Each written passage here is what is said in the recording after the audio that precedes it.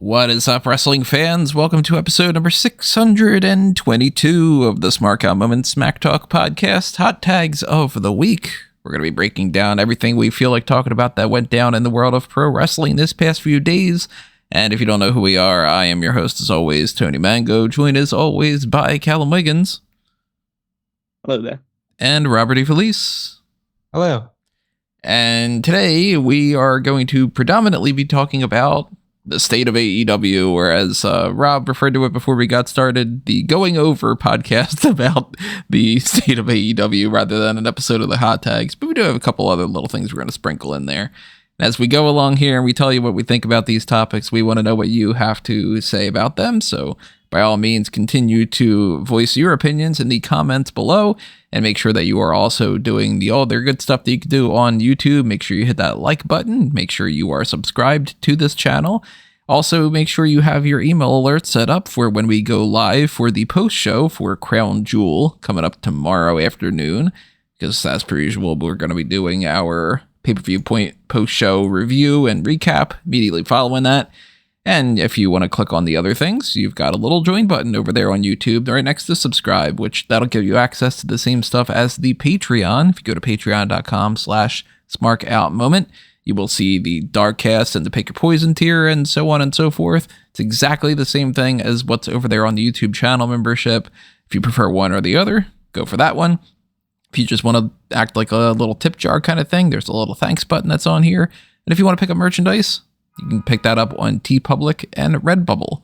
And as you go along here, if you have any suggestions of other things you want us to add to the merchandise shops or anything like that, I'm always taking those into consideration for not only the Smark Out Moment side of it, but also Fanboys Anonymous and A Mango Tees, because, yeah, why not, right?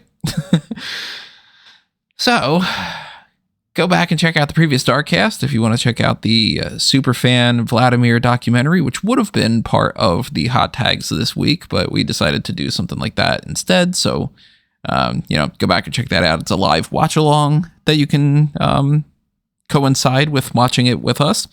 But that's out of the Hot Tag list. And in the Hot Tag list this week, we've got a couple smaller things and we got the AEW stuff. So let's get some of the smaller things out of the way right now. One of them being just a congratulations type thing. Gigi, Dolin, and Zachary Wentz are engaged. Good for them. Yeah, good for them. I'm really happy for them. They seem happy together, and hopefully this is the start of a great life for them. Thumbs up all around. I think that it was at Disney, I think is when they got it's on a Disney cruise, yes. It's a cruise. Okay, I didn't know if it was the park or cruise or something like that, but congrats to that couple. We always like to put them out there for engagements or weddings or, people having their kids and stuff. Another hot tag going on here in the WWE side of it, which we can get more deep into them, what that one just was, but Rob filled me in just on this right now, right before we got started here. I didn't know that this was a thing as much. I know that this has been a speculation going on for a little while, but apparently Kairi Sane has been added back to the internal roster list, and there are rumors that she may be popping up a crown jewel. You got any more to expand on that? Is there like a specific rumor about what she might be doing or anything? So WrestleVotes was the first to report yesterday that Kairi had been re-added to the internal roster.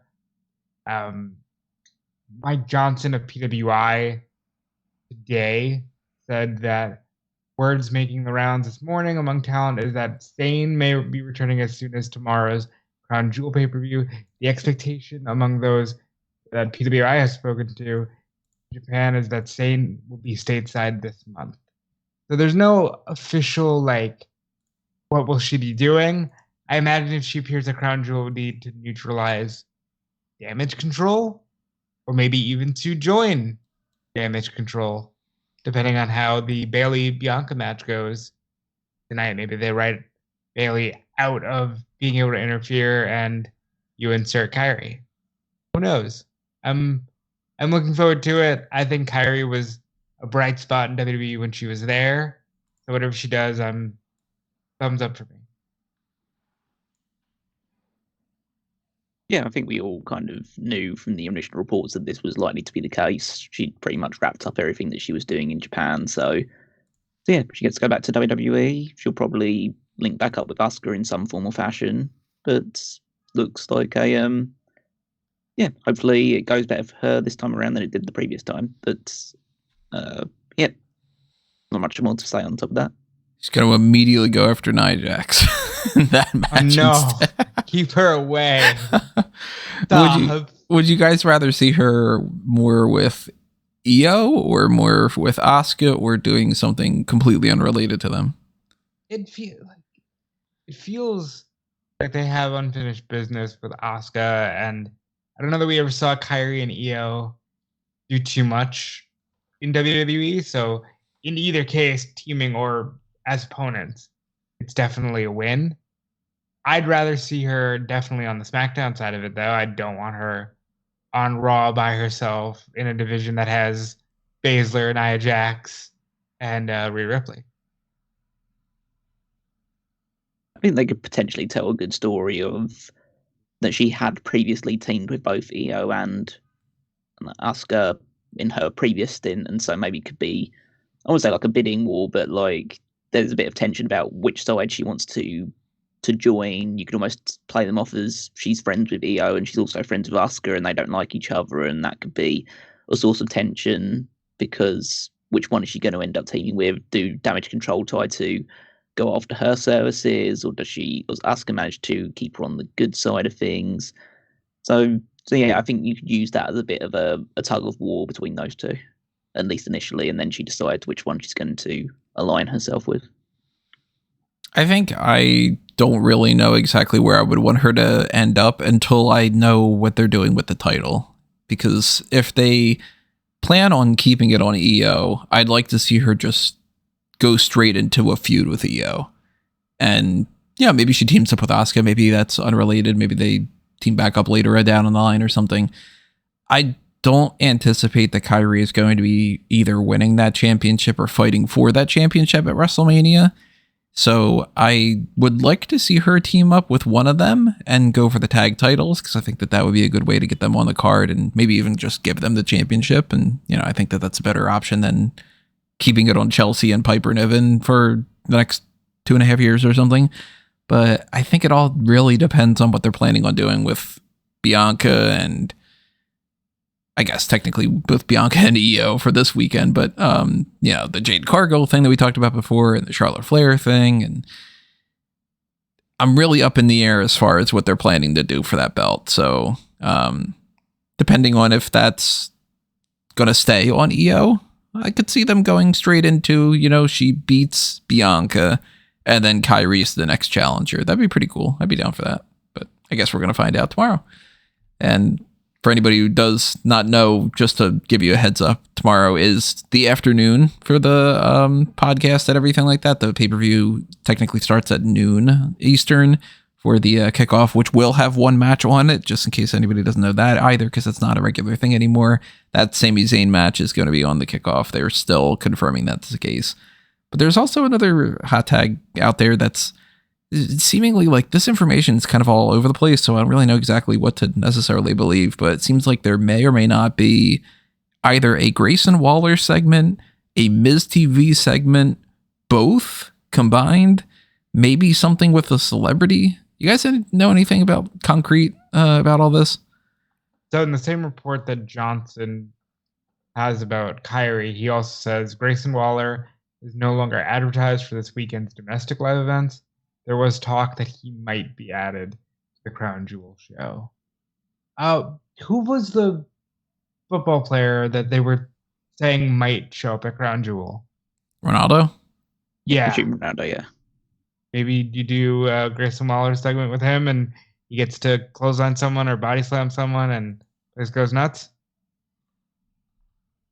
Could be. I mean, I don't follow any of his stuff. So I don't know if there's like some kind of clear direction that like maybe he said something in some kind of an interview or whatever. I don't know. I'm assuming that based off of the little bit that I have seen, that he would be even more susceptible to a stiff breeze knocking him out than a referee typically would in pro wrestling, because the only thing that, like, you know, you barely tap into a referee and they get knocked out for 20 minutes until somebody starts, you know, messing around with their head and they're like, hey, wake up, we got a pinfall.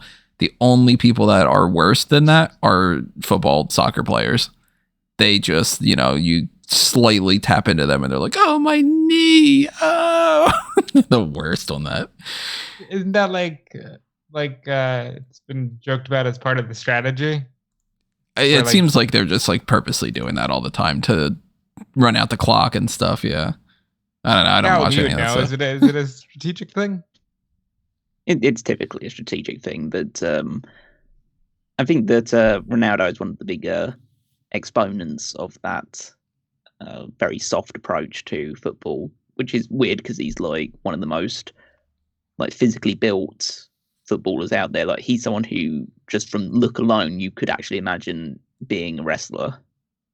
But I think that, yeah, he's very good at buying referees' attention by feigning injury. Yeah, I think that at the end of the day, it doesn't even matter if he has any interest in professional wrestling. If he gets enough money, he'll do the show. So, well, there is a report on the HMW podcast Twitter account, which I've never heard of before, but I totally know what that is. Yeah. That is something that you've been following before? No, I'm kidding. I have no idea. I've never heard that before you just said those words. But this person's getting some track for this translated tweet, so I don't know exactly. This is in Arabic, but the translation says, scheduled now is a Miz TV segment with Grayson Waller and a famous local personality. There is no news about the character's identity yet, but it is certain that he is not a football player. Tet. T-E-T. And that's getting a lot of traction of like, what is this Tet source and whatever. So maybe there's like Grayson Waller and Miz involved and somebody or whatever. And if it's a quote unquote local celebrity or whatever, then I'm sure that we don't really know who that person is. If it's a local celebrity, then we're just going to be along for the ride. Yeah, they're going to be like, oh my God, this like super famous actor. And we're going to be like, yeah, that guy.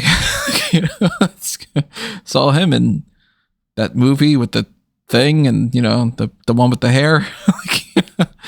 But I mean, this isn't for us, so maybe that's something that'll make the crowd go completely crazy or something. We'll have to see tomorrow. Let's see. Let's go back to Monday Night Raw. Talk about anything that happened there. If anything did, double check about that. One thing that did happen, although I don't seem to find any true confirmation that this is like set in stone. The Creed brothers popped up on Monday Night Raw, and there's been a lot of chatter that they are now a part of the Raw brand. But the last time I checked, and I'm going to double check again right now, yeah, they're still listed on the roster page as NXT. So that might be a little premature, or maybe it is the case and they just didn't bother to update the website or not, because it's happened a million times. Cute that you're like, well, they didn't change the website, because you know that they just do what they want when they want. It's weird because sometimes the website's the only thing that gets updated that lets you know. And then a lot of other times you're like, my God, why do you still have like, you know, Great Balls of Fire listed down as a regular pay-per-view? You know? I'll say this. It would be very foolish not to call the Creed brothers up after they just defeated your number 2 tag team on the show. Or 3, maybe? I mean, it'd be really silly not to have them as a main fixture. And from all accounts, that was one of the more generally liked things on Raw. Yeah, that was good. And they had a fun match on Halloween Havoc. So it seems like it's a good time to think that this is the moment the Creeds get called up. Although Ivy Nile is on NXT Level Up tonight. I don't know if that's a sign that maybe they don't want to call her up full-time with them, but we'll see. Either way, I think it's good for the division. Yep, and the Creed brothers, well, definitely, they've done everything they need to do in NXT, so there's no need for them to no longer be on the main roster, especially with Raw losing the Viking Raiders due to Eric's injury. Yeah, neck surgery, Jesus Christ. Oh, that's what it was? Ooh. Yeah, so So yeah, Ivar's clearly moving into a singles role for the time being. So it's good that they are not doing what they have previously done with the Viking Raiders and some other tag teams, where if one of them's injured, the other one basically doesn't exist. They're continuing to keep Ivar looking somewhat strong. So yeah, having an opportunity to slot in another tag team that is fresh and new, and for a lot of the audience of Raw and SmackDown might never have seen them before, it's a good opportunity to move them up. I'm hoping that Ivar wins that Intercontinental title shot. It'll be Miz. Yeah, I'd like a one shot. I mean, Miz is eventually going to have a big program with Gunther, but I'd like a one shot IC title match with Ivar and Gunther. Yeah, just see the two of them beat the crap out of each other and then move on, because that's not striking me as a feud. The Miz thing, it's not necessarily the feud that I would go with, despite how I am a fan of The Miz, but at least that one, I think that there's more mileage that you can get out of that with The Miz's promos compared to Ivar. Ivar is just like, put the two in the ring, have a match, and move on. You know what I mean? But I guess this whole Miz thing is a babyface turn, which is, again, like, that's not what I would do. It's not a babyface turn to anybody. Nobody's going to cheer that man over Gunther. They're going to cheer him getting chopped. Yeah. I think that they'll cheer for that, you know. They had a weird thing this week on Raw with the Candice LeRae fake injury thing. And I don't know what they're going with here for Xylee. I guess they're just trying to make it seem like, man, she's so deadly with these kicks that she could even potentially injure people all the time. And Candice is the sacrificial lamb, but what do you guys think about that?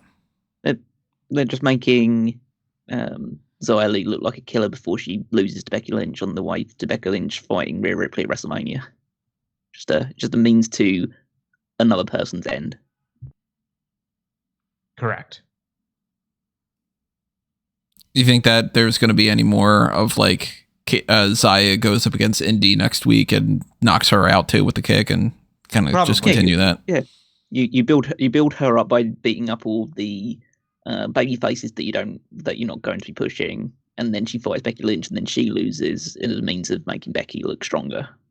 So yeah, they're building up Xia only to a point, but that's what you need to do in order to give like your top stars some credible competition. I just want to say, very happy for Candice. Candice, she's had a great career. She's mom. I know that they're all very happy. God, do I wish that we would have just gotten to see like indie Candice in AEW or any promotion at any point. Because I feel like we didn't get to see anything really stellar from Candice. Yeah. Just untapped potential. That sucks. I mean, again, if they're happy, I'm happy. But like, that sucks for me as a fan, The other thing that happened on Raw that I felt like we should talk about, and this is already added to my worst matches of the year list, but it's also added to one of my favorite things that happened on here. This trick or street fight between Chelsea Green and Natalya. And it started out immediately with Michael Cole just being kind of flabbergasted at Natty's costume, which I thought was pretty funny. But then the whole match was just this awkward, bumbling mess that Cole and Wade Barrett were just like, you know what? We don't even need to do our jobs. We should just make puns the whole time. And Cole had one of the best lines that I've heard in a long time, where he was like, Chelsea dumped out, instead of having tax, it was like candy corn. And he's like, Chelsea with the whatever. And then he's like, as this match keeps going, it just keeps going on and going on. He was tapping into the NXT women's division run of the Cole character where he had the gong and all. I thought it was fantastic. I loved it. Which is fun to a degree. I wish that, they had chosen another match to do that for, just because, God, I think women's wrestling as a whole is in a bit of a shitter at the moment. But, I did enjoy the funniness of Michael Cole tapping into what was easily his best character ever in wrestling.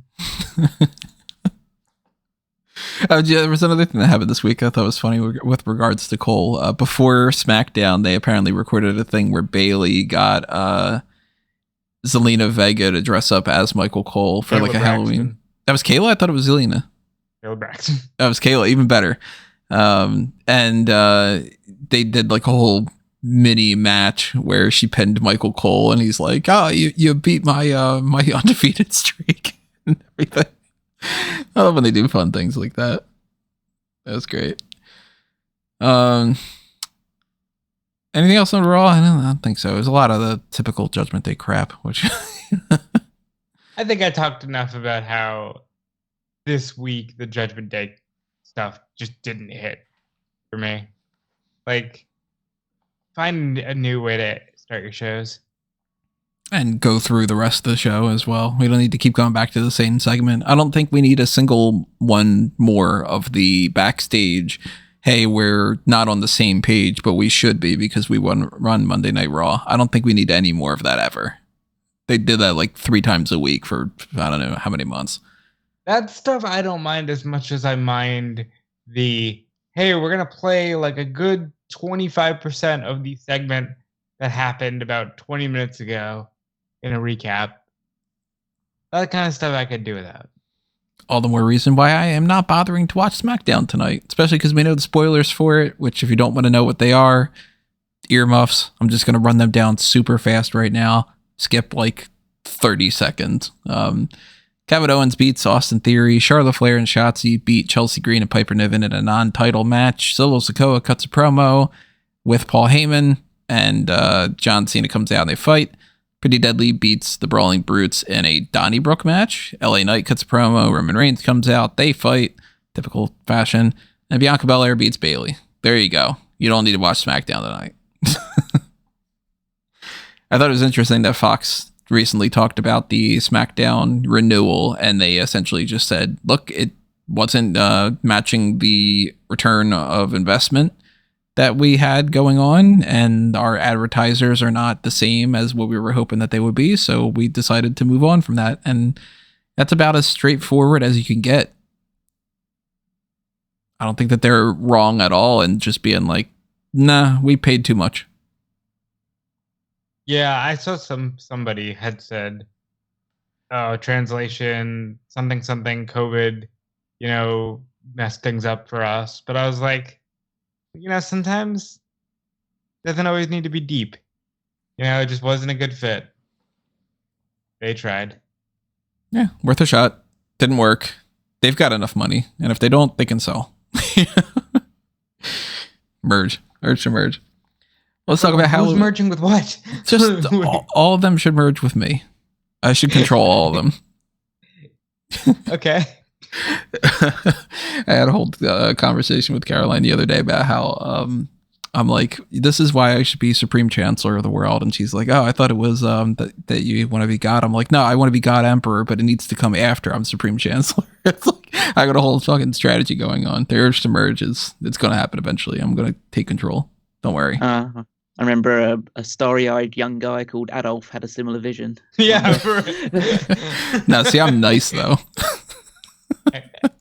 There's a big difference. I'm nice. Well, let's talk about Halloween Havoc here. Let's go with the women's breakout tournament. Lola Weiss won that. Kalani Jordan put up a good fight. They are seemingly giving her that, like, you lost, but you got the big rub kind of thing when it comes to that. I know Dana Brooke had tweeted out to her that she's really proud of her and all that. I thought she looked good in this match. But Lola Weiss makes sense. We do have a babyface champion, so that's the first person for Lyra Valkyria, and it all kind of just comes full circle back to the first person that they basically had announced for it, just being like, I'm going to win it, and she did. When you put it like that, you're right. Fine. Good for Kalani Jordan, who I think might actually have a longer future in WWE. Lola was surprisingly very emotional after this, which is always nice to see. Like, maybe this spot means a lot to her, Mm-hmm. I was not a fan of the haunted house segments from this with the Scooby-Doo crew of the metaphor trying to get the Heritage Cup back from Akira Tozawa. I thought that was all stupid. Why is Akira Tozawa running a haunted house? I have no idea. That's my first question. I gotta give it to Vic Joseph, who said, how the hell are they doing Scooby-Doo without having a Fred Jones? Which just broke me. Like, yeah, they don't have Fred at all. Stupid, but it works for me, and I thought that was funny.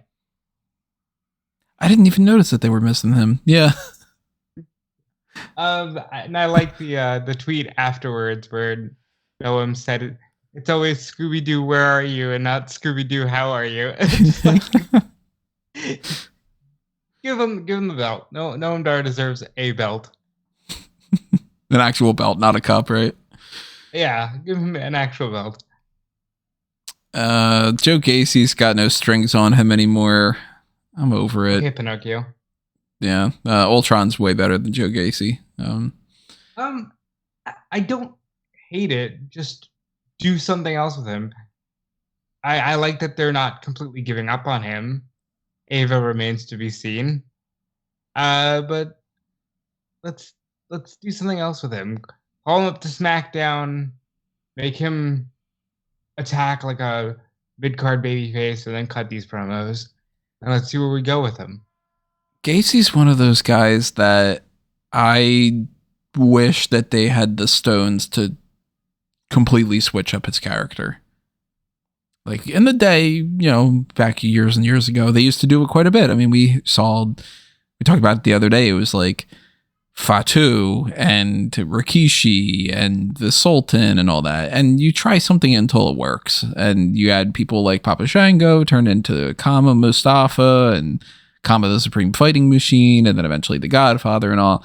Gacy's character is the exact same that it's been. It's just, I don't like the way that he cuts promos with that very like drony voice and all. It's not engaging to me. And it seems like a lesser Bray Wyatt in the sense that I wasn't the biggest fan of the Bray Wyatt character, but I liked the cult leader, like Wyatt family version, way better than the Fiend.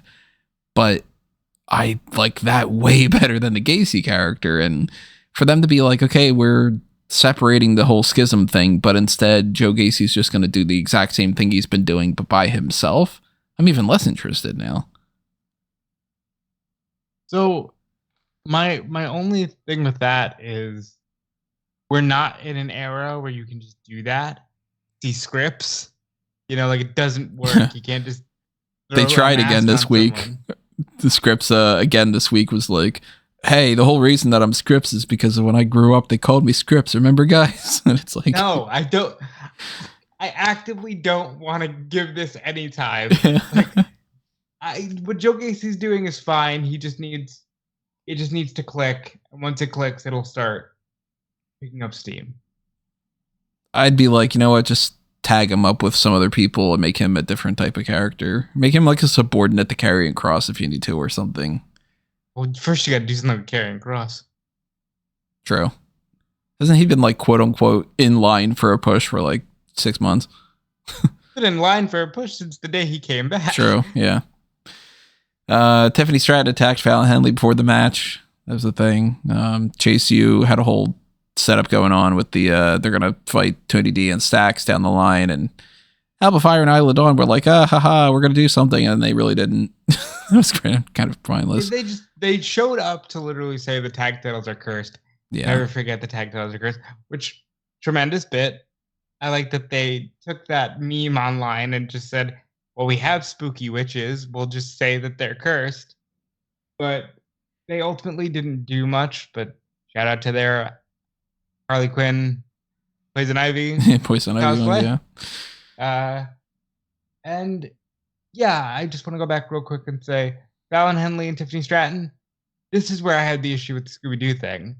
Why'd you cut a whole women's match just to have 2 segments of the house? Yeah, I don't know. One wasn't bad enough. Dom had retained the NXT North American title over Nathan Fraser, a match that I did not watch one blink of an eye's worth. I was just like, nope, don't need to.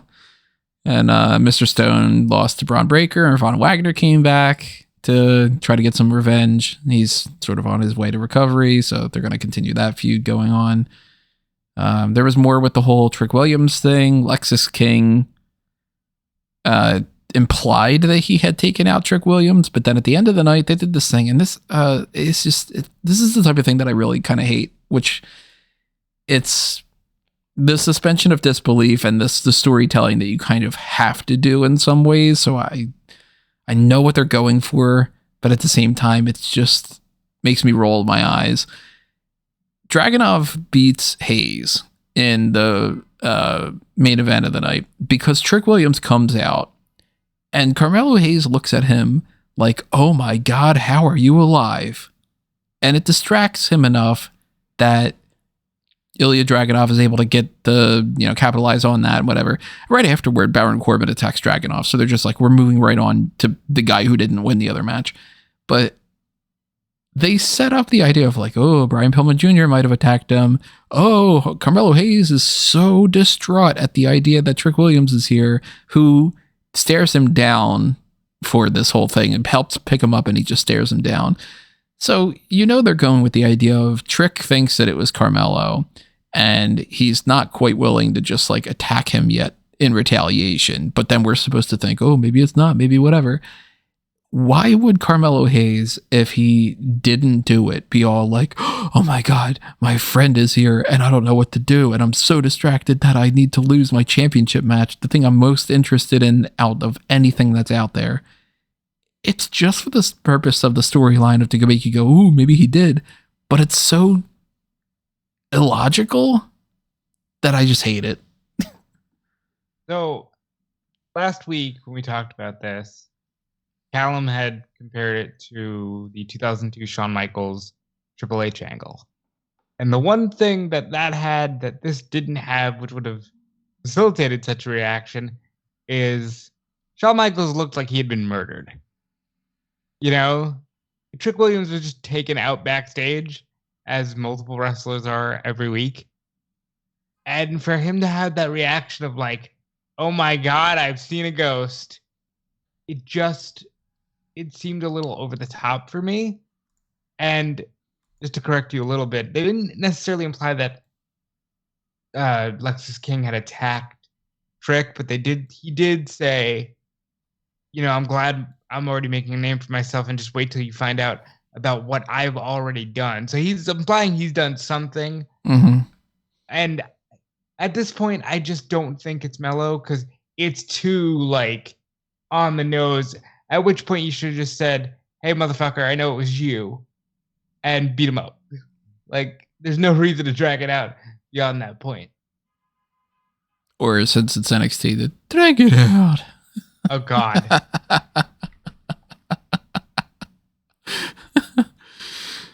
Well, I know that you don't watch NXT, Callum, but if you have any thoughts on this, feel free to chime in and any of that Halloween Havoc stuff. I didn't watch it, so I don't think it's really my place to comment on it. Well, let's start getting into the AEW stuff. I know that you're going to have quite a bit to say about that. Do you want to spearhead taking that while we're at it? Or do you want me to bounce around? I mean, you can kind of lay the land and then just let us go to work, really. So we do have some updates when it comes to some Full Gear type stuff, which we'll talk about a little bit more in advance when we get to the predictions for that. Like Orange Cassidy retained the International Championship over Claudio Castagnoli, and he is going to have a match now against Jon Moxley, which I'll say it over the course of these next few weeks, and I'll say it when it comes to Full Gear. I am not hoping that they just go with Jon Moxley beating Orange Cassidy again. I'd rather Orange Cassidy win and then they do a rubber match or something. But all these plans definitely have been changing quite a bit from all these injuries. And the things that are continuing through AEW, whether or not it's based off of these injuries like the Adam Cole thing or not, or they would have done something else in the meantime or whatever, there are some things that I really am not a fan of right now in AEW. One of them being when they start off and they're still just doing this, Adam, I don't find it funny. And they're doing it more and more, it seems, every week. So it's clearly making Tony Khan giggle. But my God, I am so sick and tired of it. Are you guys as annoyed with that as I am, or is it just me? Well, they're my favorite. But yeah, I think we got to move. Even if it wasn't the fucking plan, we got to move this thing forward. Like, you got to do something with at least Roddy and the Kingdom that says they're going to be a trios act or something. Because Roddy just being unable to, physically move himself from an angle, by the way, that stemmed from CM Punk versus Samoa Joe, which has probably been completely forgotten at this point. I just think we need to move forward. The Adam stuff is funny, but they played it into the ground, which is a WWE trope that we always talk about. They played it into the ground way too quick, and it doesn't feel like Adam Cole's going to come back anytime soon. You know what I mean? We got to move this thing on. Yeah, it's the subtlety hammer has wielded itself in AEW very very significantly in recent weeks and months with the whole initially, like, if it's just a one-off thing that he says Adam once a show or once every couple of shows or something, then maybe you can do it at a funny time and make it interesting, make it a little bit of a catchphrase. But yeah, it's just been way, way, way too heavy-handed. I think the moment was sort of those vignettes of Adam Cole in Roderick Strong's house doing all those chores. That's when it really and shit. That's when it really just okay, this is too wacky comedy for a main event title program, or at least one of your biggest stories right now. And that's not the only thing. I know a lot of people like it, but Timeless Tony sucks. It's terrible. I'm not a fan of it either. No, it's really bad. Because it's. Are you a fan of Clementines? They're okay. It's gone too far.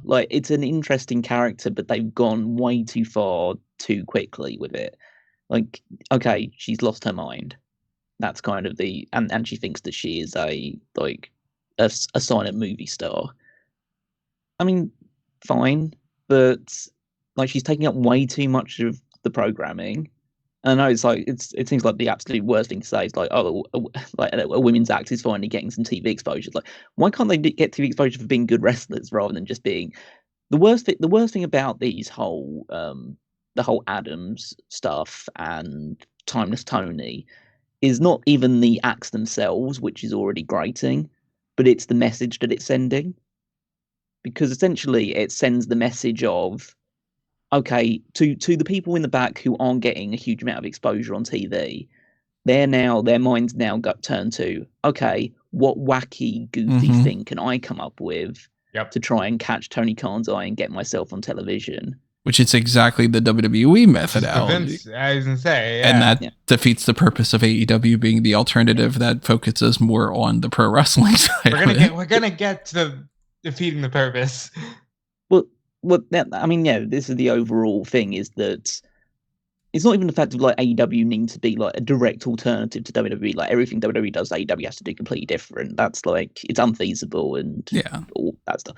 But it's more of a case of this is becoming WWE light in a lot of ways, and Tony Khan is obviously to blame for this. There's no part in the buck or saying that there's other factors involved. At the end of the day, he's the one that casts the final call on everything. He's the one that signs everything off. So everything that is going wrong with the production and some of the TV stuff and some of the angles and characters not landing, at least not from my perspective, is totally on his shoulders. But there's clearly other people who are influencing him, or he's allowing himself to be influenced by, or essentially they're telling him ideas and he's running with it because he likes it. So again, it's one of those things where I don't want to say that, or try and alleviate the responsibility from him, because it is totally his responsibility. But there's clearly other people involved that maybe weren't so much in his ear at the start of AEW that are now very firmly there. I know there are two names that initially have in mind, but I don't know if we want to bring them up until later on. I can bring them up now. We can bounce around. MJF and Jeff Jarrett. Jeff Jarrett, interesting. Jeff's clearly like, I don't want to. I know because I said earlier on when he first came into, they're actually doing some decent stuff with Jeff Jarrett and he's losing matches, so that's good. But I don't think anyone can really necessarily deny that there is a bit of a coinciding of AEW's storytelling and a lot of aspects of them that went slightly further down the moment that Jeff Jarrett showed up in this company. And I think that he clearly has power backstage because he's like head of their live events and stuff like that. So he clearly has an influence on Tony Khan, or I'll say like influence. He clearly can have access to Tony and say some ideas and get some thoughts across. And I think we've got to the point now, okay, it's been a year since he turned up. It was fine for a little while. Now it's time to move this guy on and go found Global Fantastic Wrestling or something like that instead. And MJF, again, it's hard to do because I think we're all in agreement. He's the most consistent storytelling act in the company. Yeah. The issue with him is that his storytelling is WWE storytelling. Very much so. And if he's the guy, now Punk is gone and he's out of the company, there is nobody that has probably more sway over the storytelling aspects of AEW than MJF right now. He's like he's the guy in the locker room with the biggest influence, even more than the EVPs. At least that's because that's the only thing that I can get the sense of. Because if that's his mindset and he's very much more what he saw back in WWE and some other elements of wrestling that he's watched in the past, and he's bringing that to the forefront, that's what we're seeing now. Whereas when it was just Tony Khan and Jeff was a player, but he was nowhere near this influential, and it was the elite in control, there was a very different booking philosophy. And as I say, you can like that one and not like the other one. It's totally down to personal preference. But we're clearly now in a more MJF directed creative atmosphere right now. And personally, I'm not a fan of that. Or I'm a fan of bits and pieces of it, but it's too WWE-like. And that's the biggest issue with everything right now. And again, it makes me feel like I'm just shitting on WWE. I'm not shitting on WWE. WWE's doing some good stuff right now. The fact of the matter is that WWE's booking of recent times has been a detriment to AEW because it's more similar to what AEW was doing than what WWE is. WWE still has very corny, like bullshit stuff, especially on NXT.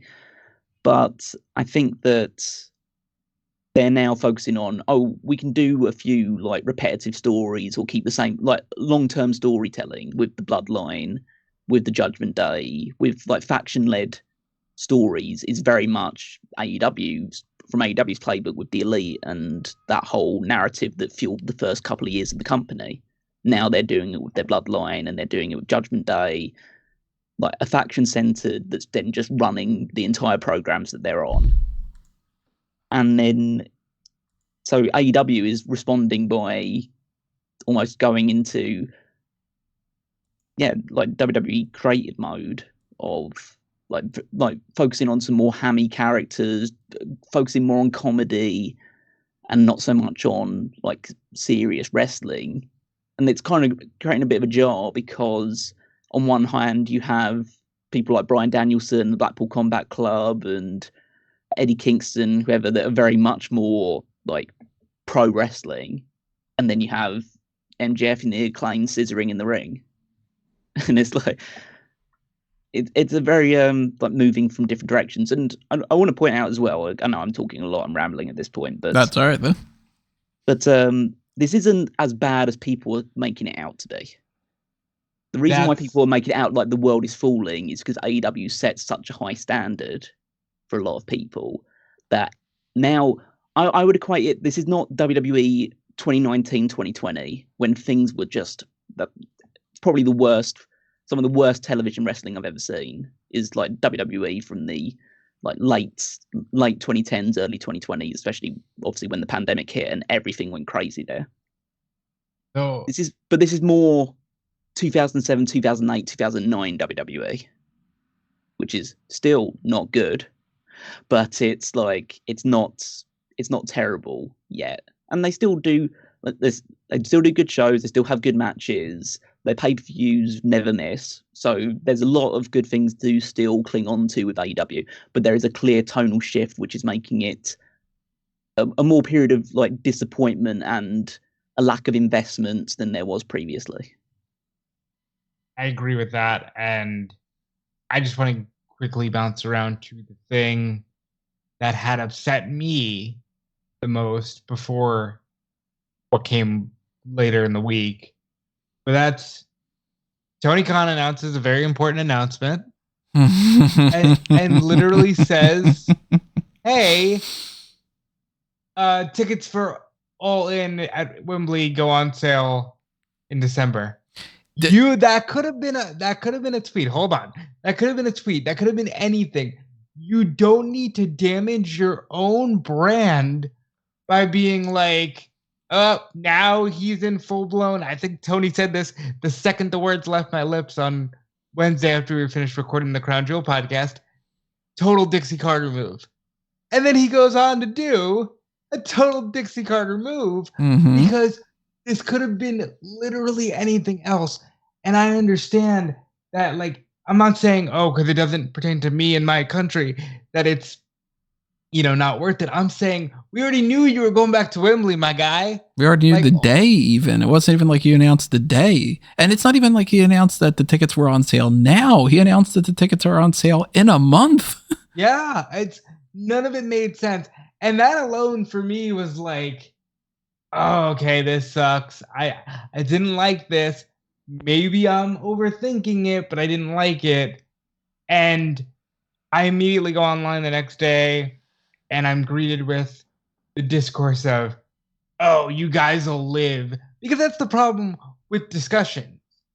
It's either the sky is falling because you didn't like what happened, or, oh, you'll live, stop complaining. Like, there's no room for just decent criticism and holding people accountable. And speaking of which, Ric Flair signed a multi-year deal. Take it away, Callum. Well, before we get into that, let's touch base on some of those things as well, because I fully agree. Like, I've been long tired of the Tony Khan's got a big announcement thing, and it's the Dixie Carter thing, like you're saying. Like, I was never a big TNA watcher, but I do remember the era where practically every week Dixie Carter was saying there's a thing that's going to completely revolutionize the pro wrestling industry, and it's never going to be the same because we've got Tito Ortiz popping up for a week. Or, oh my God, there's going to be this game-changing announcement that Slammiversary is going to have one more match added to the card or something. And it was just like, Boy Who Cried Wolf. Yep. You cannot keep saying you've got a huge, mega, oh my God announcement and not have it be something that's worthwhile. And you can say, Tony Khan is going to address when the all-in tickets are going to be on sale. Okay, there you go. Then you're not building up hype for something. And I know that part of it is they just want to build up hype because they just want to get people to tune in because, oh my God, there's an announcement. Maybe there is something, but you lose, again, the Boy Who Cried Wolf thing. You lose credibility each and every time that you do that and you don't deliver. And there were people bitching about Christian joining the company because they were like, oh, it's not a big enough name. And that's a fucking world champion Hall of Famer. Compared to something like this, you had no reason to complain about the Christian thing. I didn't think you had any reason to complain to begin with, but like, that goes to show the difference over time of, oh, there's going to be this big addition and it's Christian, and people go, oh, that's not big enough. And then you go, oh, there's going to be this announcement. In a month, we're going to sell tickets for the thing in August. Okay, what's next week going to be? A huge announcement on Collision. And then he pops up and he goes, it's no longer my birthday. Like, that's what he said on Wednesday too. Yeah, like, that's like, because I think that's one of the stupidest things that could possibly happen. But like, is that going to be the thing? Is it going to be like, oh, we got another big announcement on Dynamite and we've decided that, there's going to be Action Andretti versus Darius Martin in a match on Rampage. Like, okay, that's not a big announcement. And considering you had something that you could quote unquote make a big announcement for with the Ric Flair thing, they would have made more sense for that. But that in and of itself is another thing to be upset about in more than one way. And this is where I'll bounce that over back to Callum like you were planning on doing. Yeah, I mean, just to follow up on the announcement thing, yeah, I mean, I've never been as jarred by his big announcements, but yeah, this one was particularly annoying just because you could have just put in the... I don't mind you saying this on TV because fundamentally you want your TV audience to know when tickets are for sale. So I understand not just putting on a tweet because I don't think people recognise how like small a noise Twitter makes in the general landscape of things. No, you should definitely say it on TV. Yeah, yeah, but you just announce it by saying Tony Khan has an announcement to make about All In 2024, and then you just like, okay, you could still. I mean, it still might disappoint some people if it's just like announcing when the pre-sale is going to happen, but at least then you haven't built them up like massive expectations that, oh my god, Mercedes has signed and all that other stuff or anything else that's going on. But let me just respond to that real quick, because I do agree with what you're saying that it could have been on TV, and I had a friend who was just like, yeah, I didn't know that they had previously announced the announcement, so when Excalibur just pitched it to Tony, I was like, oh, okay. Maybe you just do that instead of saying, hey, tune in for this. And you just pitch it to Tony Khan, who can then say, as an early Christmas present, the tickets are on sale in December 1st. But let's get on to Ric Flair now. So it was already somewhat disheartening when they brought him in to this Sting announcement. And I kind of just basically said, okay, hopefully he's only there for a short amount of time and he's here because they've decided that they owe Sting an opportunity to have Flair come in and it's special to him. So all the stuff that Sting has done for the company, they're saying, okay, we'll take it on the chin here, and like what you've done for us means more than kind of a lot of our moral proclivities. But then he signed to a 2-year contract. And they're like the official energy drink of AEW is now that Woo energy drink instead. So about 3 weeks ago on Twitter, obviously, because that's where he lives, Tony Khan brought up a lot of took a few shots at Vince McMahon for his actions and behaviors, in a bid to, probably in a fit of rage, knowing that NXT was about to rip AEW a new one in the ratings. And like at the end, they could sort of point to that and say, okay, obviously he's been a bit petulant about that, but he's not wrong about what he's saying about Vince McMahon. But then you can't say that and then sign Ric Flair to a 2-year contract, because it's not exactly like oranges. Oh God, oranges. Fuck me. So getting close to oranges. It's definitely not like oranges. Apples and oranges. Yeah, exactly. It's like they're not the same. It's like Flair and Vince's situations are different, but he's still a creepy old man who has done a lot of things that a lot of people would be quite annoyed about a wrestler getting involved in, or anybody getting involved in. And so to sign him, not even just the fact of all of that stuff, that baggage that he carries in and that terrible reputation, but the fact of the matter is that like he's a 74-year-old guy who can't really do anything anymore. Like he can't cut promos like the old Ric Flair. He says that he can take bumps still, and fundamentally, I don't want to see a guy who has, like, not even just him not taking bumps because he's so old and it's going to look horrible. Like, he could die in the ring. I think he wants to. I don't want to see that happen. You might want to see it, but we sure don't. No, I think he wants to die. I think he wants to as well. That's what I'm saying. Yeah, but well, I don't want to see it. No, I don't either. Like, so yeah, you just bring in this guy who has really zero worth beyond, being in Sting's corner for this final run, and I think it's this moment has been one of the things that like just universally has turned off a lot of the hardcore fans of AEW. And I'm not saying that it means they're immediately going to switch off, or they're going to. But I think it's the first time they felt really hurt by the company, because they've now seen that what many people would ardently fight against, which is the fact that Tony Khan is just another billionaire.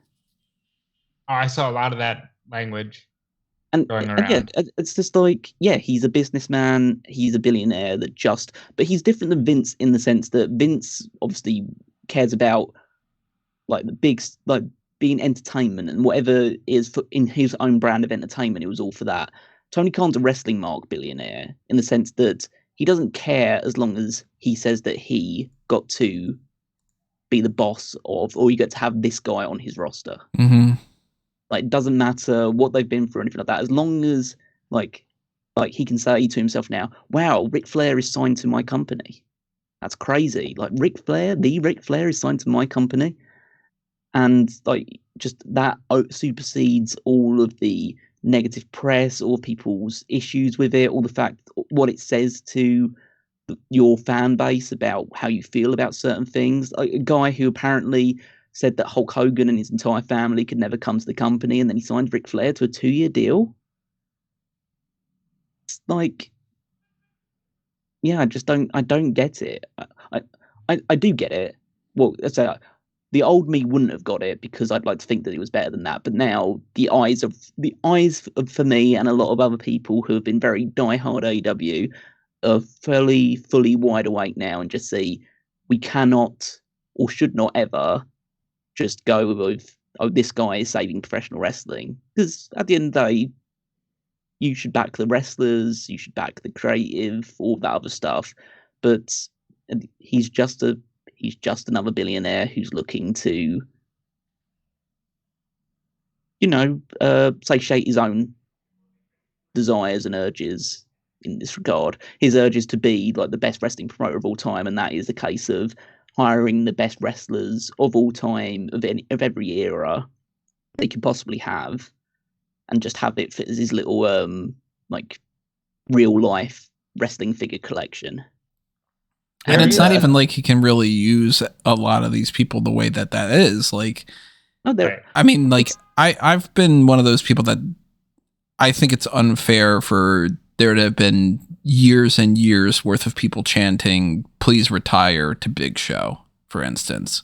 Because I was always like, look, I mean, yeah, he's not flipping around like, Rey Mysterio in his prime or something, but he was giving something for a while there. He's past that point now, but like, he's going to be coming back. And that's, one of the criticisms of TNA was always, why are they hiring everybody that's not in their prime in WWE anymore? They get cast aside, and then TNA picks them up and they make a big deal out of them. And now it's like, okay, well, you've got Paul White coming back as the big saving grace for this angle, and people have been chanting, please retire, to him for 15 years. And you've got Ric Flair, and it's like, Ric Flair couldn't wrestle in his retirement match with Shawn Michaels.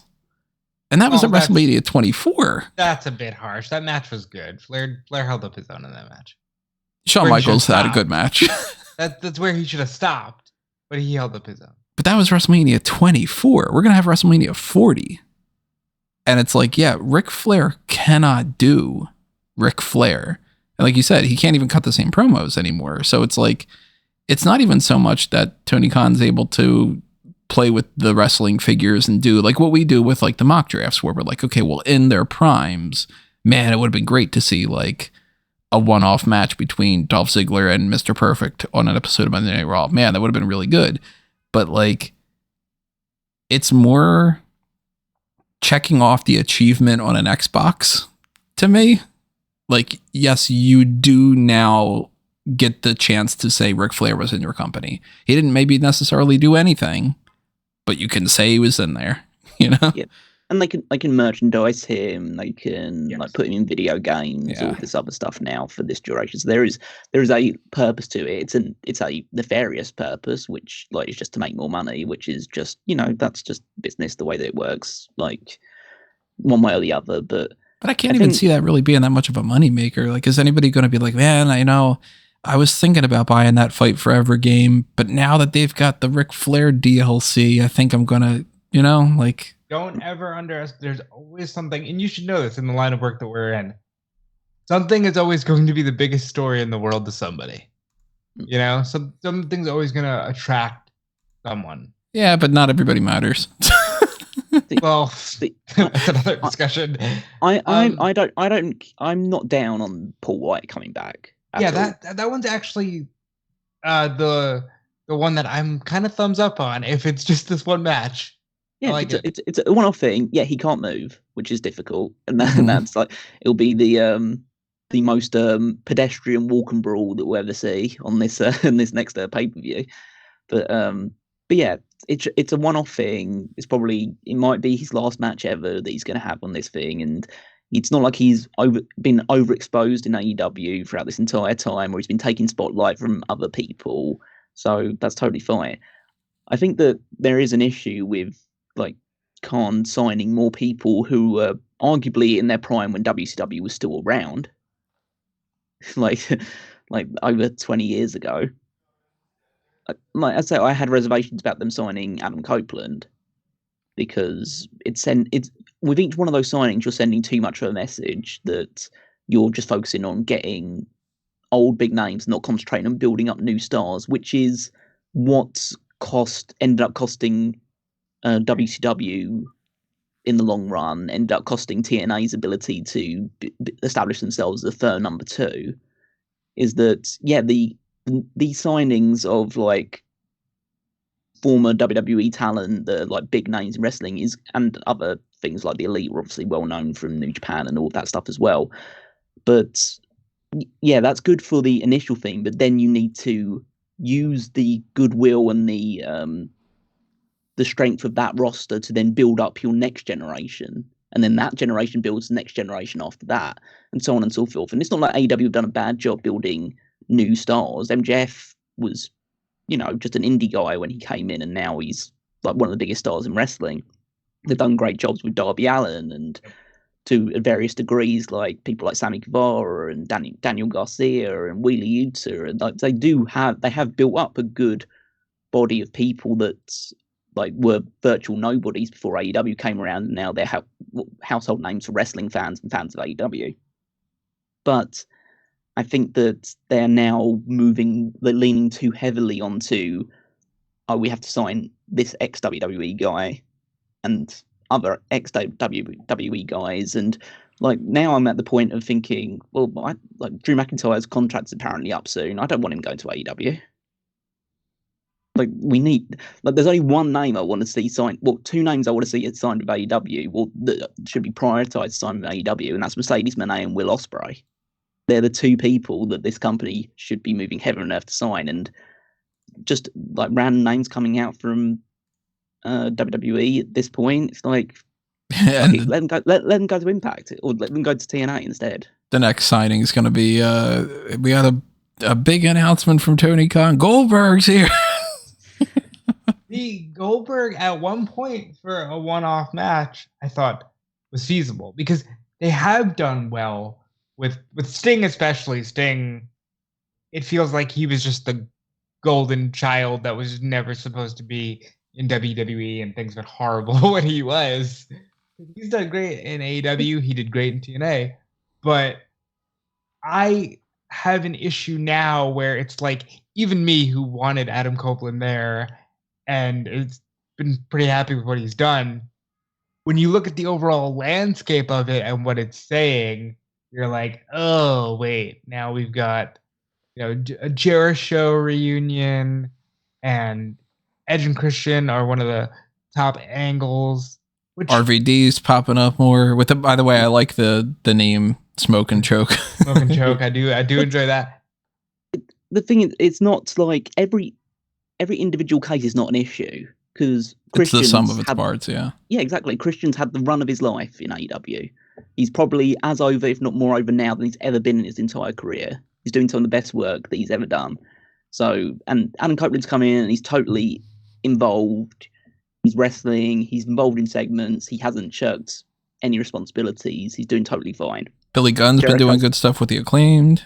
Yeah, yep. Jericho's been doing great stuff throughout his entire time in AEW. Yep. He's been wrestling new guys, helping put them over, establishing new talent, all this other stuff as well. They're all, for the most part, Sting, obviously, you mentioned, has been doing like fantastic stuff, despite obviously his advancing years, and has done really good stuff for Darby Allin's career as well. So individually, a lot of them have been actually a really net positive to AEW, but it's just now, like I'd say, like perception is everything, and the perception to a lot of people now is AEW is a bit of a retirement home.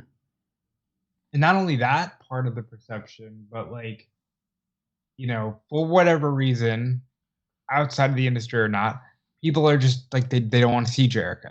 And I am with you. I think Jericho's done some of the best work of his career, but there is that grading effect. There's also we haven't talked about it much, but BTE apparently hasn't uploaded a proper BTE in a month. And that's another layer of the core of this promotion that people are like, oh man, it's all just going away. It's the perception of it. And it's funny because Callum kind of echoed this, but I had tweeted at about 10:30, you know, as overdramatic as it seems, the Ric Flair signing was the point of no return for a lot of fans. Not that they'll stop watching, but I don't think they're going to be waving the banner. And this needs to be addressed because there are certain people who just feel betrayed. Like, and you can get it on your high horse and say this is why you don't blindly show faith into a brand or any given billionaire. Yeah. But still, you did have a core audience that felt like they're being heard and this is for them. And if that goes away, you do just run the risk of AEW being another promotion cast aside as WWE light, and then everybody just goes back to their main focus being WWE. Well, that's where you get into the idea of the whole tribalism thing, where if you find yourself defending a brand because you feel like it has a personal identification to you, and then you get your feelings hurt about something, you almost kind of have nobody to blame but yourself in some ways, because it's like, that's why you get like a podcast like this where I'm like, it's where, you know, 10 plus years into it. And it's like from the very start, it's been, hey, if a WWE thing is good, it's good. If a thing in WWE sucks, it sucks. If a thing is good in AEW, well, no, that's obviously not been a 10-year thing, but however long it's been, if it's good, it's good. If it sucks, it sucks. Like whatever the opinion is, it is what it is. And you can get that across the board with like DC and Marvel, even like the difference between people that are all like, oh, I'm a Marvel fan. And it's like, well, yeah, you can like both. And people are like, no, screw the DCEU. And you're like, well, why? You mean you don't like anything of that? Or you just don't want to like anything of that? And you can get the treatment of the Zack Snyder crowd that we're all like, even now, like there was a report the other day about how a bunch of them are coming to, I guess it's Max. I don't know if it's Netflix or like it's one of those streaming services that all need to, you know, the bubble needs to burst. But there are like a bunch of those movies are coming to that, and people immediately got upset going, that's not the right version of Justice League. It needs to be the Zack Snyder cut. And it's like, oh, they're just so upset about it. By the way, if you want any more of this discussion, DC versus Marvel Survivor Series coming up soon.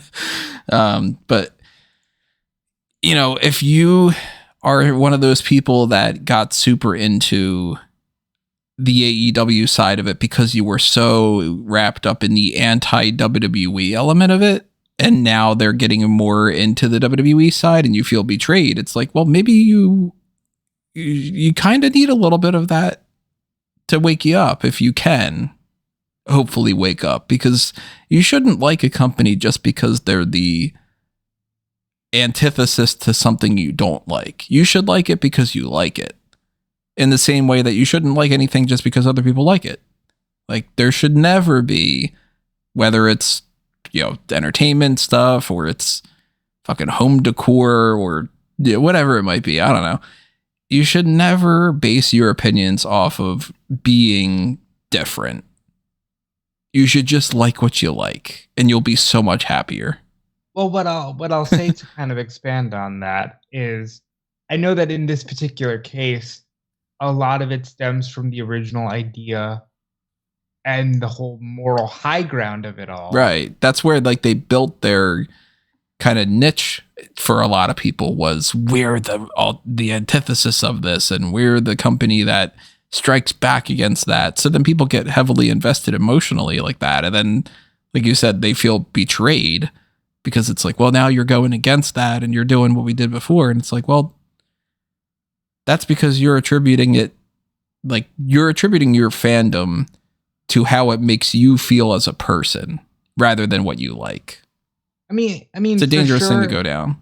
It would be better for people to just kind of have that realization. I do think a lot of people have with this, particularly the Ric Flair thing, but also I do think Tony Khan is needed to be held accountable, because I do think that there's something to be said of, hey, you were promising all of these things and now you're just sort of being swayed by the almighty dollar, which at the end of the day is fine, but you owe a little bit more transparency to your audience, not to, like, for example, if you knew that you had Ric Flair in your back pocket, don't send out the fucking tweets about Vince McMahon. Just don't do it.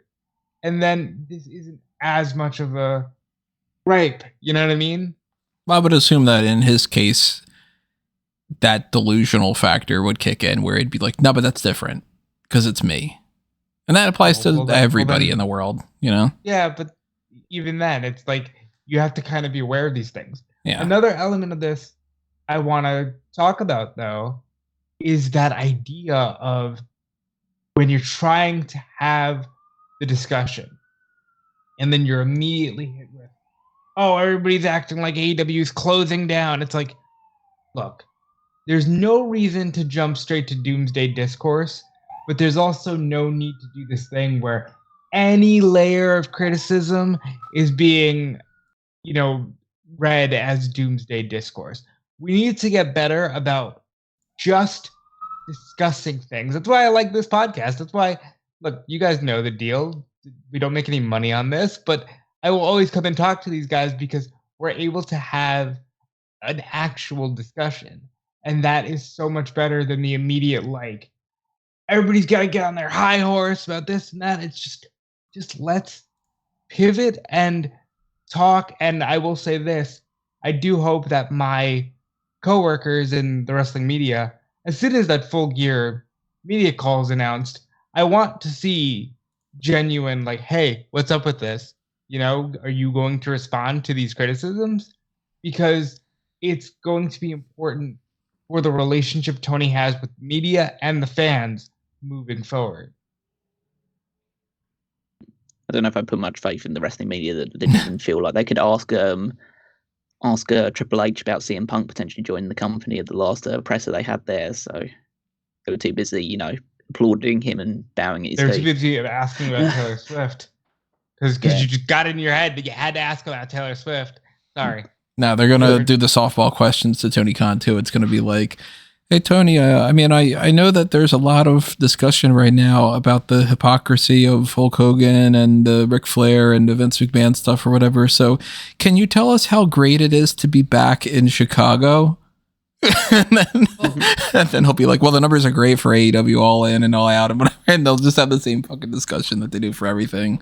Somebody will come in and be like, gonna ask him about it, and a lot of people are upset about the women's division not getting enough time. Can you tell us how great you think everybody is?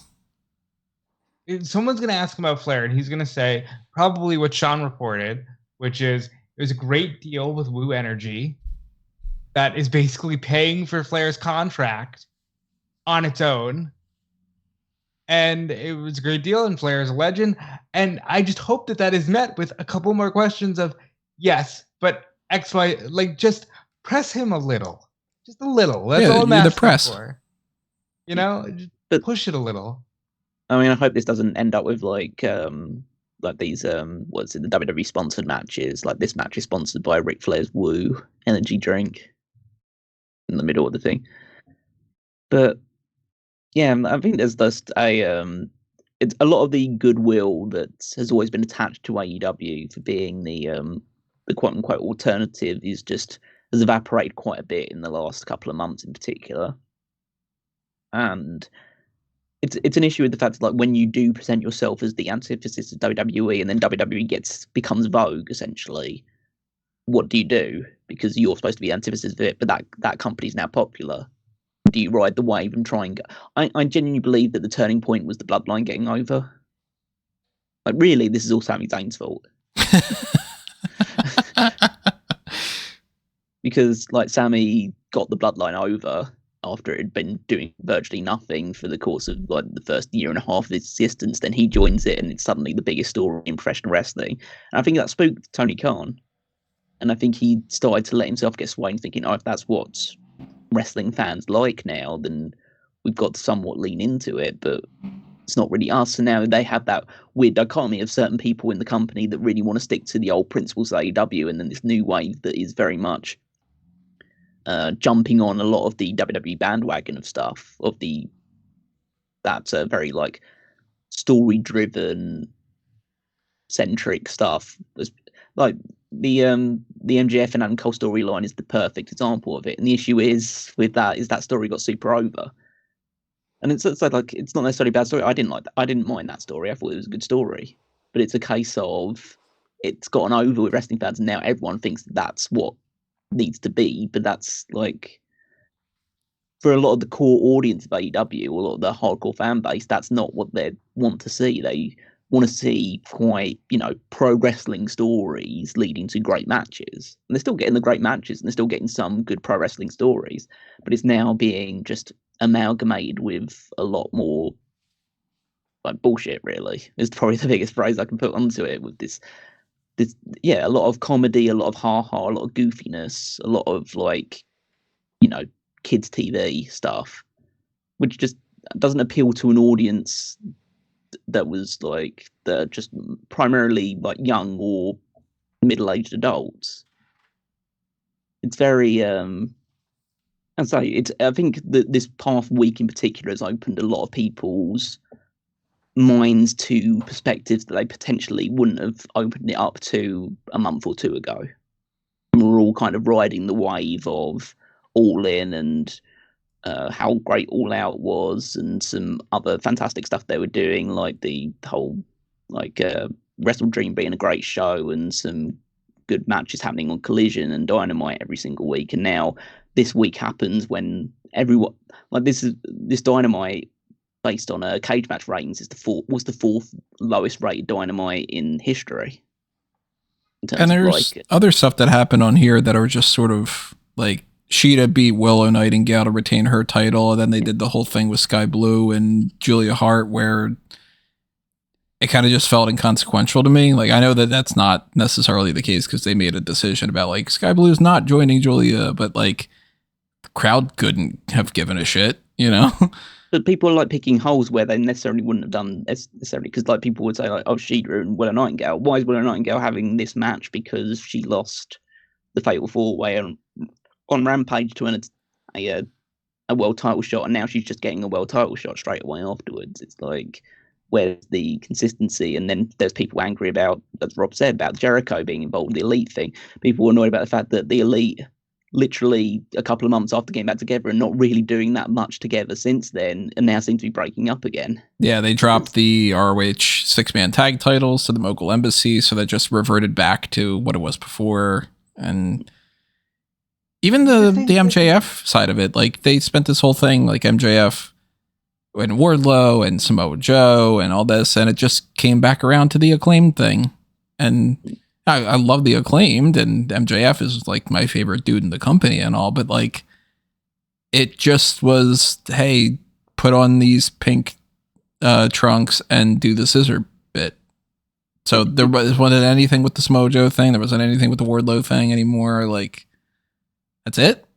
I mean, it's just like, it would have been fine with, like, a bit of a tweak of the sense of, I heard someone else mention this as well, but if you just had MJF going around the entire building and then just not managing to find any tag team partners, he just comes out for a 4-on-1 handicap match, and then the Acclaim show up and just basically just put MJF's back is against the wall and he has to, like, swallow his pride and team up with the Acclaimed, then that could happen. But they decided, no, we'll just have the Acclaim go out because, they have to do their rap. Right. Like, Like that, which that sounds like a wouldn't very be- WWE thing to do, like the Hogan must Exactly. pose type of thing. Well, Yeah, no, you have to come out and smile. You have to come if out and you- smile for your entrance, even though you're in a blood feud with the guy and you hate the person in the ring against you. You've still got to come out, smile to the crowd, like do your little dance in an entrance or whatever. If you look at the development of it, it did kind of play out maybe more than anything like an episode of Raw, Mm-hmm. where the whole night, even though you had previously established the week before, he's not picking them. He doesn't want to team with Max. It just finally got to the point where, all right, fine, I'll see you out there, you know? And that's not necessarily bad. You have to take those chances every now and again. I certainly wasn't as put off by that as some other people seem to be. But I think it just, again, speaks to the overall, this is not the same product you signed up for in 2019. But I've been feeling that ever since they full-blown announced Collision. And it was like, okay, now there's a lot of programming. It grew so fast and really mutated into something that nobody could have seen coming 4 years ago. I mean, yeah, obviously we'll always call it like it is. This brand is ice cold right now, and when you're ice cold, you can do no right. As many great matches you put on, and maybe some interesting stories and twists, fundamentally, until you find something that catches fire again, you can't do anything right. Whereas WWE is a hot product right now, and even if they keep repeating the same stories with the Judgment Day or doing some like goofiness here and there, if you're a hot product, you can't do anything wrong. It's always like, again, it's just perception right now. Perception is WWE is like riding the wave. They're selling out arenas everywhere they go. They're going to do the next big show in Germany. They're spreading out internationally and doing big shows all over the place. They've always got that Saudi Arabia deal in their back pocket, and just getting bigger and bigger. And like they seem like the hottest commodity right now. And so AEW looks second rate next to them, and decisions like this are now impacting on the happiness and the feeling of their core audience, which is the one they should be nurturing more than anything else, because when times are tough, that's the people that you need to rely on to keep buying your pay-per-views, to keep showing up every single week. And when things do like rise back up again, it will come off the back of your core audience spreading like the hot stories around and getting people excited again. So you shouldn't be doing actions like signing Ric Flair and some other bits and pieces, or continuing to ignore the women's division, because that's the stuff that your core audience cares about. The more that you continue to ignore them, the more likely it is that core audience starts to thin out.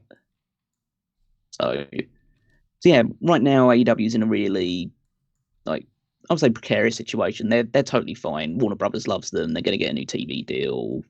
They're going to get way more money than they previously got. It's the same story with WWE in the sense that like WWE went, even in the roughest periods that they were doing, they were just getting better TV deals all over again, because fundamentally TV networks just want content. Like, want content that draws viewers, and wrestling at this moment in time draws a lot of viewers. So yeah, they won't be any problem financially. AEW's not going away anytime soon. Right, but I don't necessarily want to see it. But this isn't the AEW that a lot of people want to see right now. They need to, I'd say, like, what do AEW need to do? I think they just need to hone back in on some of their old mentality and processes. Like, Yes. there could be some really difficult steps that need to be taken. Like, this isn't like right for me to say, and it's definitely not in. Of all the things that Tony Khan seems to have turned his back on, but seem to have changed or like taking different approaches for. One thing he doesn't do is he doesn't just fire people out of the blue. But there is an argument to say that one thing this company needs is a bit of a cull of talent. But there are some people that have been there for way too long, and some people that aren't offering any real value that probably could be better served going other places. But obviously, you don't want people to lose their jobs, but fundamentally there's a lot of people in the company that just aren't being used at all.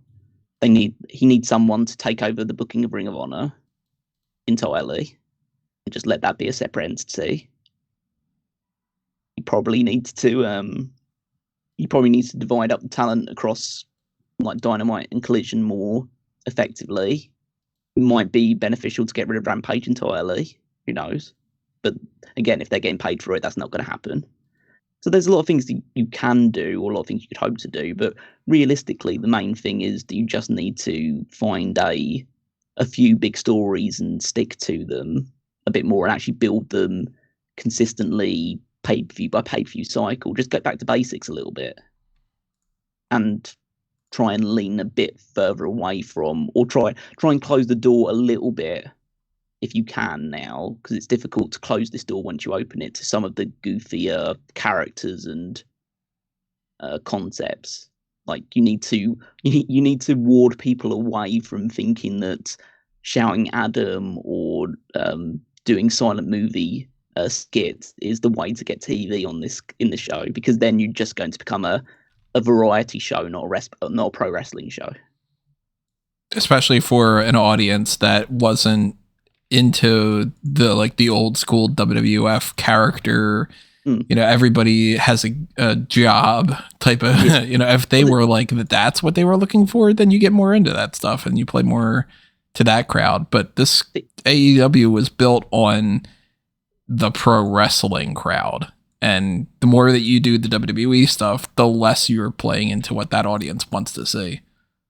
I think because I listen to a lot of the the Voice of Wrestling podcast, and they've definitely been on this train for a lot longer than I have. They were seeing signs of this basically when MJF and Adam Cole first started getting together as a tag team.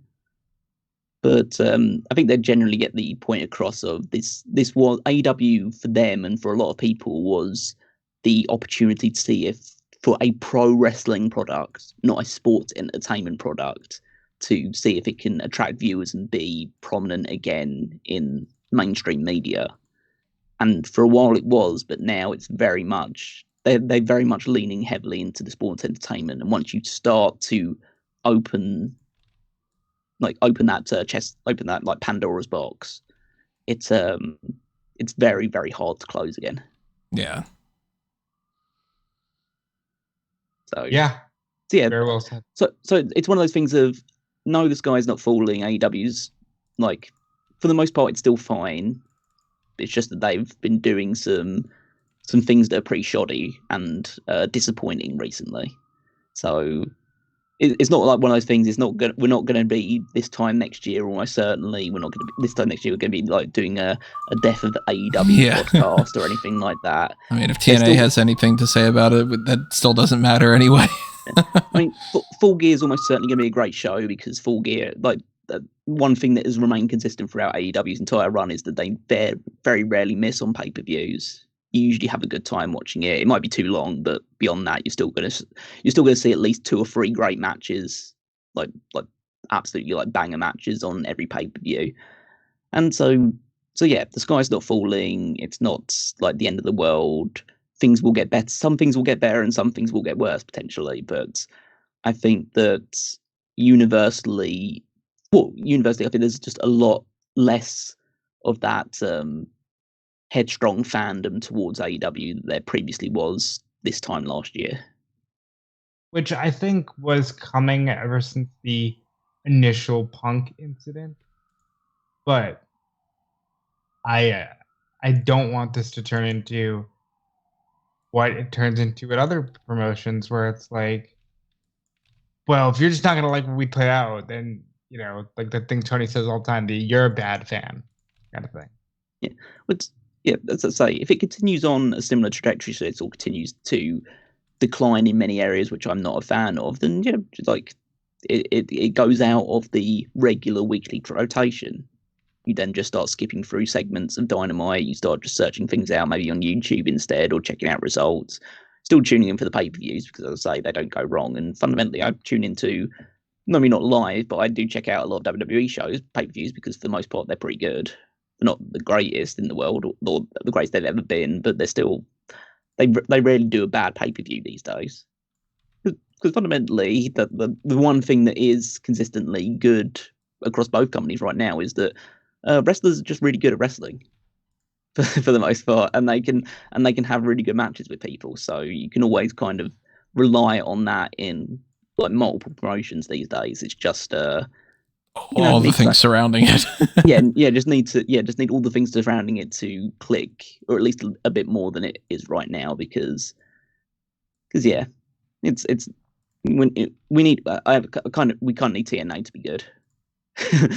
I'm absolutely hoping that TNA can. I want TNA to be good. I want TNA to get a lot of investment. I want TNA to be good, because then some people from WWE and AEW that aren't getting a lot of exposure can go there and be big stars there as well. Yep. So, and have a solid number 3 alternative as well. Like, there's a bit more, underground, a bit more alternative. But yeah, we'll wait and see. Like, the more like different types of wrestling that are still like can be good, it's the better for people who don't feel they need to wed themselves to one particular like brand or genre. Obviously, for us, it's difficult because run a website and podcast where people will expect us to talk about WWE and AEW primarily. But for more just people that don't have those kind of commitments, having TNA come back and actually doing good stuff would mean that, and signing some big names as well along the way, would mean that, hey, there's a different option for you. If you're not digging what WWE or AEW is doing right now, hey, TNA's right there. Try that out and see if you enjoy some of the things they're putting together. Would love to see them genuinely pick up Ospreay. They won't. He's going to AEW more than likely, but would love to see like 1 or 2 major signings that can really draw some eyes to the product, because I think that will only help the wrestling industry as a whole. Like, for example, especially with the relaunch of the TNA branding and stuff, that is where, if he's going to continue wrestling, I would like to see Dolph Ziggler go.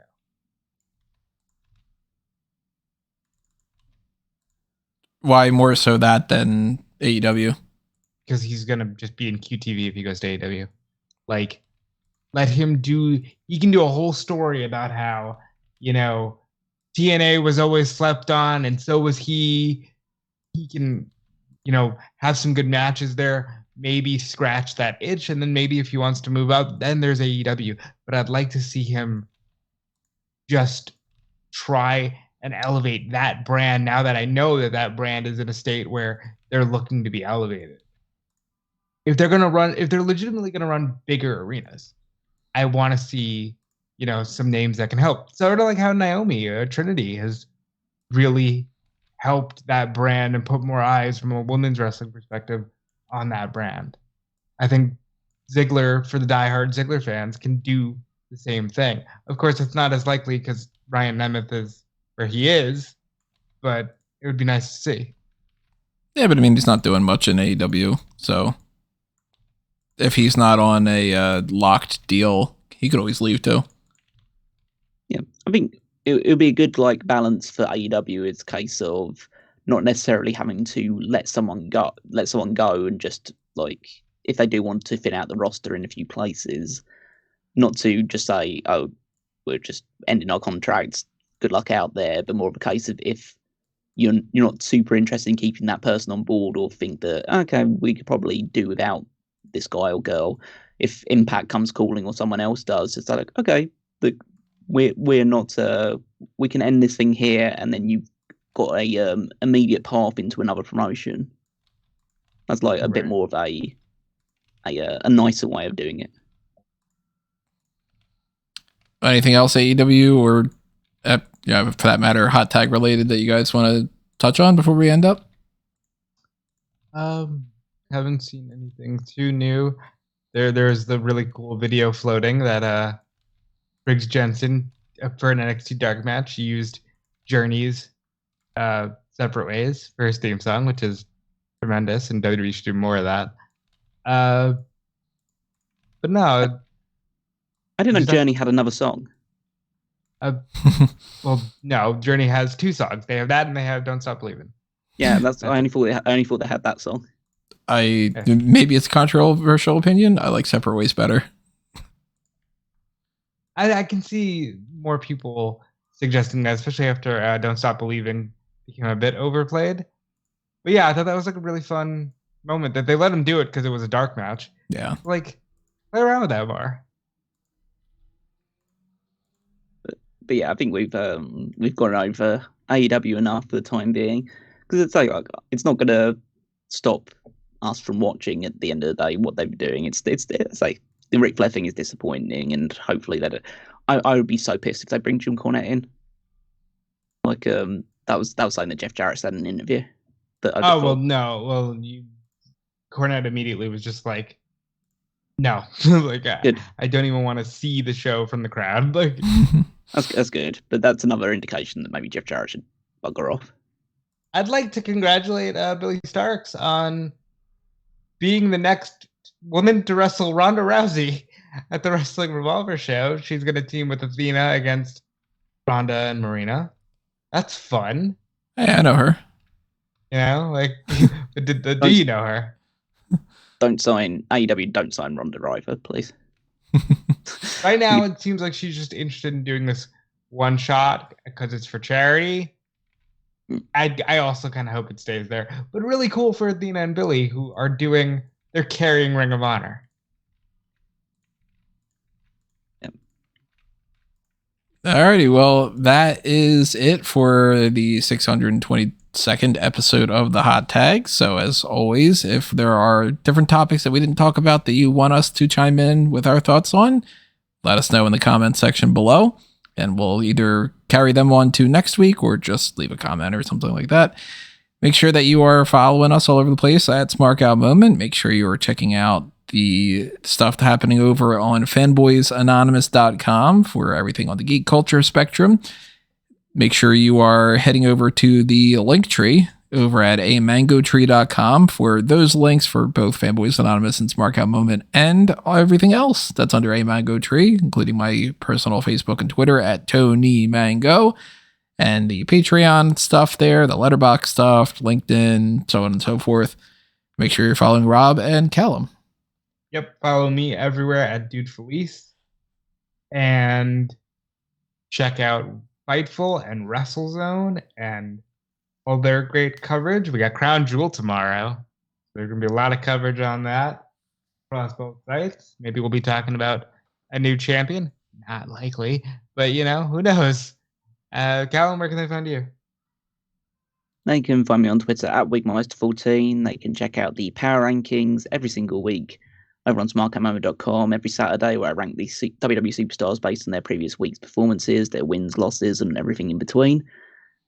And then you can check out the Fantasy League, which will obviously have ramifications coming out of Crown Jewel, depending on how our predictions go, depending on who wins that, how they can influence their team and potentially other people's teams as well, in their bid to pick up as many points as they can on the road to WrestleMania, where we will crown the winner of the latest season. Also, I forgot to mention this before, but we've got the Champs Giving tournament going on right now. So if you want to try to vote on who you think is the best team that never won a WWE Tag Team Championship, that is currently going on. The first round is up, and round 2 is going to switch over probably by the end of tonight. I'll switch it over, so you got a little bit more time to vote, and then I'll switch that before SmackDown. And we're going to continue going on with that over the course of the next few weeks, and that'll end. Let me double check exactly when I had that set for the end. The finals should be the week of Thanksgiving. It should be. That makes sense. That's why I planned that out. Good job, Tony, from the past. And then the week after that, we will, in some fashion, address that whole setup, or, maybe it's just going to be on the website. Maybe it's not necessarily going to be on the podcast. I don't know. It kind of depends on when I decide to end that and when I'm traveling and stuff. But we'll come around to it. You'll figure it out one way or another. Vote while you can. And that's it for us for right now. Thanks as always for listening. Thank you for all your support. And we will see you tomorrow with the Crown Jewel pay-per-view point post show. Adios for now, though. This has been another Smark Out Moment, and we're being counted out.